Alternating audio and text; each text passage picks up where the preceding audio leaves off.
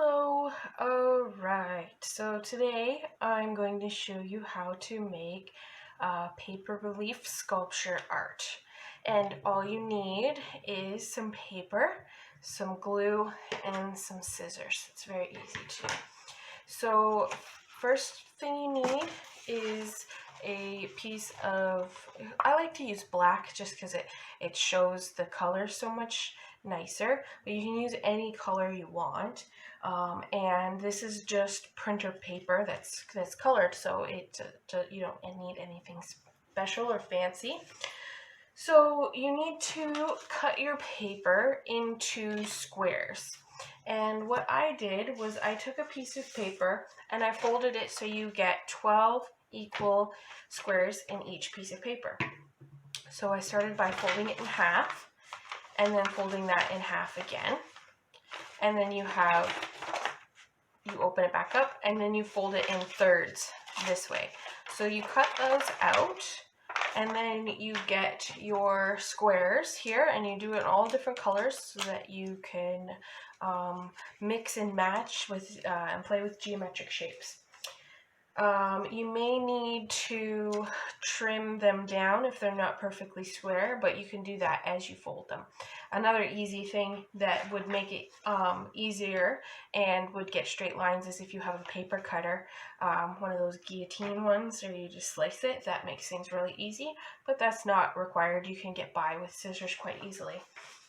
Alright, so I'm going to show you how to do 3 different folds with your paper. This is called the kite fold, this is the hat fold, and this is the samurai fold.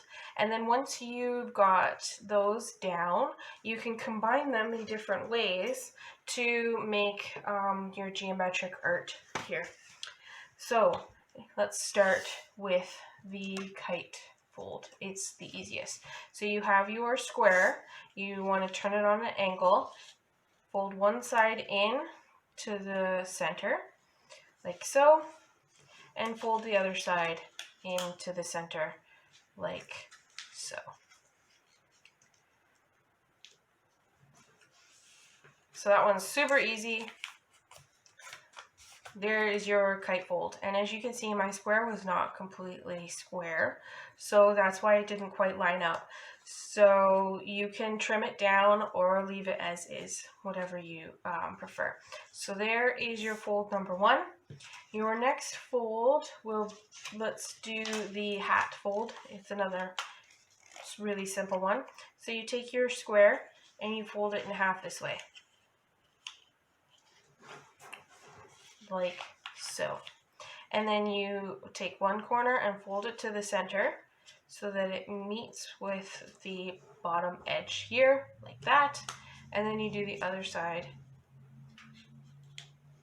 so your paper comes to a point at the top there, and that is your hat fold, like so. And then the last one is a little bit more difficult. It's called the samurai fold. And you take your square and then you fold it in half this way on a diagonal, and this is where you may need to trim down your square if it's not perfectly square. So just trim the edges so that you get nice even lines there. So you've got your triangle, so you open it up and then you fold it in a diagonal the other way so that you have an X down the center of your paper, like that. So then you want to fold this side in and this side in so that you end up with just this triangle showing like this. This is a little tricky.